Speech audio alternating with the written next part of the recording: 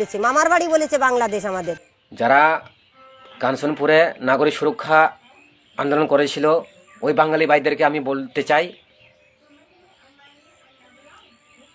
আপনারা লজ্জা করা উচিত। শরম নেই আপনাদের, লজ্জা নেই। কাঞ্চনপুরের রিয়াং শরণার্থীরা তাদের পুনর্বাসন দেওয়ার জন্য সরকার যে সিদ্ধান্ত নিয়েছিল সেটার বিরোধিতা করে আপনারা আন্দোলন নেমেছিলেন কেন? আপনাদের লজ্জা নেই? তারা তো ভারতের নাগরিক, আর আপনারা কি ভারতের নাগরিক? আপনারা তো বাংলাদেশে মুসলমান নির্যাতিত হয়ে আমাদের ত্রিপুরা রাজ্যে আমাদের এই ভারতবর্ষে এসেছিল। আরে লজ্জা থাকা দরকার আপনাদের।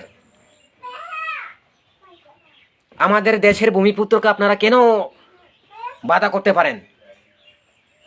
লজ্জা নেই আপনাদের?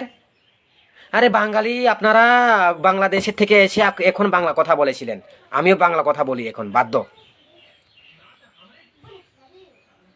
আপনাদের লজ্জা করা দরকার। বাংলাদেশি হয়ে আমাদের ত্রিপুরাবাসীকে নির্যাতন করার, মেরে ফেলার আপনাদের লজ্জা করা দরকার। লজ্জা নেই আপনাদের? মুখের মধ্যে একটা লোহার দস্তা লাগানো আপনাদের।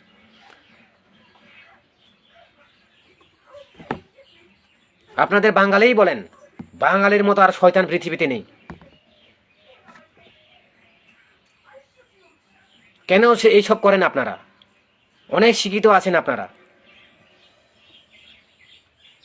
বিচার বুদ্ধি সম্পূর্ণ সমস্ত কিছু আছে আপনাদের। লজ্জা করে না আপনারা আমাদের দেশে এসে গন্ডগোল করার, আমাদের দেশে এসে সন্ত্রাসী সৃষ্টি করার? লজ্জা করা দরকার আপনাদের। এই যে পিনাট নাথ, আপনাকে লজ্জা করা দরকার।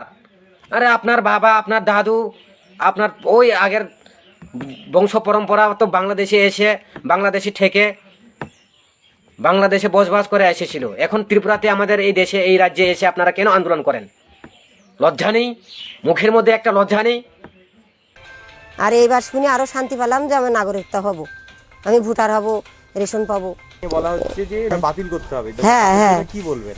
আমি তাদের খারাপ বলি, আমিও তাদের ভালো বলি না।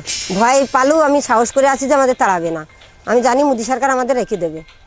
এই যে ট্রেন বাসে আগুন জ্বালানো হয়েছে কিছুদিন ধরে, এইসব হচ্ছে, অশান্তি হচ্ছে। হ্যাঁ, এটা অশান্তি, খুবই অশান্তি। আমার খুবই খারাপ লাগে, আমি টিভির খবরে দেখলে আমার খুবই খারাপ লাগে। এটা ওই যে শয়তানি করা, মারামারি, কাটাকাটি, ওটা আমি একদম ভালোবাসি না, ওতে আমার খুবই খারাপ লাগে। ওই বাংলাদেশ থেকে যে মুসলমান এসছে উনাদেরকে আমি বলি ঘাড় ধরে মেরে তাড়াই দেওয়া উচিত, ঝাঁটিয়ে বিদায় করে দেওয়া উচিত।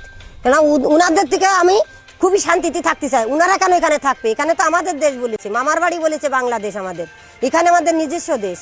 তাই বলি ওই ওখান থেকে যে মুসলমান আসবে তাদের ঘাড় ধরে মারা উচিত।